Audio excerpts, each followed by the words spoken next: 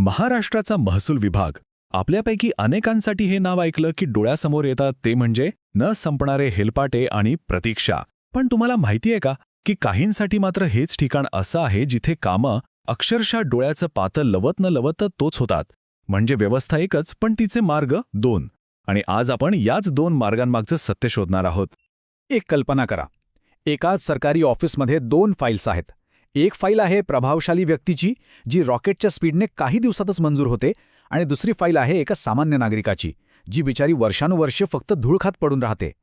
एकाच विभागात, एकाच कामासाठी एवढा मोठा फरक का? आणि हाच तो प्रश्न आहे, नाही का, जो आपल्या सगळ्यांनाच पडतो. यामागे नक्की काय कारण आहेत? अशी कोणती यंत्रणा आहे जी हा फरक निर्माण करते? चला तर मग जरा या व्यवस्थेच्या आत डोकावून पाहूया आणि या प्रश्नांची उत्तरं शोधण्याचा प्रयत्न करूया. चला, सगळ्यात आधी बघूया की ज्यांच्याकडे सत्ता, ओळख आणि पैसा आहे त्यांच्यासाठी हा रस्ता एखादा सुपर हायवेसारखा मोकळा का असतो. हे काय अपघाताने होत नाही बरं का. यामागे एक पक्की, ठरवून आखलेली रणनीती असते. हे सगळं कसं होतं ते बघा. सुरुवात होते ती थेट एखाद्या आमदार, खासदार किंवा मंत्र्याच्या एका फोनने. हा एक फोन अधिकाऱ्यांवर दबाव आणायला पुरेसा असतो. मग येतात मध्यस्थ. हे एजंट किंवा वकील कागदपत्रांपासून ते आर्थिक व्यवहारांपर्यंत सगळं काही सांभाळतात. पैसा थेट दिला जात नाही, तो अंगडियासारख्या नेटवर्कमधून फिरवला जातो. आणि समजा तरीही काही अडलं तर राजकीय आणि पोलीस बळाचा वापर करून दबाव टाकला जातो. सगळं ठरलेलं आहे. आता या सगळ्या खेळातला सगळ्यात महत्त्वाचा माणूस कोण? तर तो म्हणजे मध्यस्थ. हे फक्त एजंट किंवा दलाल नसतात, तर ते या संपूर्ण बेकायदेशीर प्रक्रियेचे मॅनेजर असतात. अर्ज करण्यापासून ते अगदी बनावट कागदपत्र तयार करण्यापर्यंत आणि अधिकाऱ्यांसोबत सेटिंग लावण्यापर्यंत प्रत्येक अडथळा कसा दूर करायचा हे त्यांचं कामच असतं. आता नाण्याची दुसरी बाजू बघूया. एका सामान्य माणसासाठी हाच विभाग कसा दिसतो. त्याच्यासाठी हा हायवे नाही आहे, तर हा एक चक्रव्यूह आहे, एक भुलभुलैया, जिथे प्रत्येक वळणावर नवीन अडथळे त्याची वाट पाहत असतात. प्रभावशाली लोकांच्या त्या 4 सोप्या पायऱ्या आठवतात? त्याच्या तुलनेत सामान्य नागरिकांसमोर अडथळ्यांची एक लांबचक यादी आहे.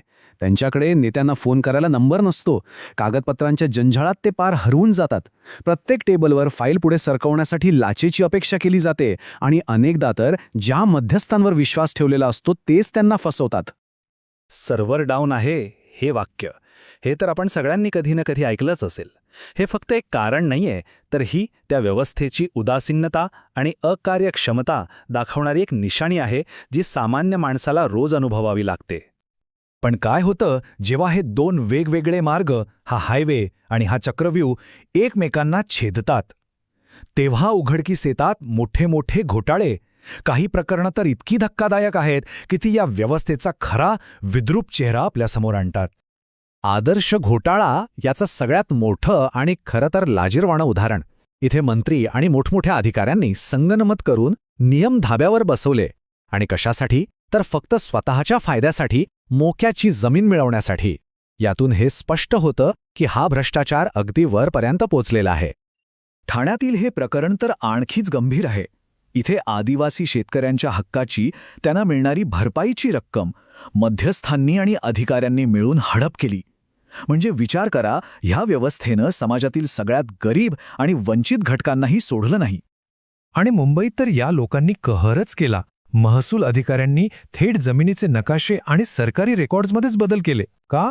तर फक्त काही बिल्डरांना फायदा व्हावा म्हणून. हा तर थेट गुन्हा आहे, जो दाखवतो की ही व्यवस्था आतून किती पोखरली गेली आहे. आता हे सगळं ऐकून साहजिकच खूप निराशा येते. असं वाटतं की या शक्तिशाली व्यवस्थेविरोधात एक सामान्य माणूस म्हणून आपण काय करू शकतो. पण तसं नाहीये. आपल्या हातातही काही प्रभावी शस्त्र आहेत, ज्यांचा वापर करून आपण हा लढा नक्कीच देऊ शकतो. यातलं पहिलं आणि सगळ्यात शक्तिशाली साधन आहे माहितीचा अधिकार, म्हणजे RTI. प्रत्येक टप्प्यावर संबंधित कागदपत्र मागा. सुरुवातीपासूनच चांगल्या वकिलाचा कायदेशीर सल्ला घ्या. प्रत्येक गोष्टीचे पुरावे गोळा करा. आणि लाचलुचपत प्रतिबंधक विभागाकडे तक्रार करायला घाबरू नका. आणि हो, आजच्या काळात मीडिया आणि सोशल मीडियाचा वापर करून प्रकरण लोकांसमोर आणा. हे सगळे मार्ग एकत्र वापरले तर व्यवस्थेवर दबाव नक्कीच वाढतो.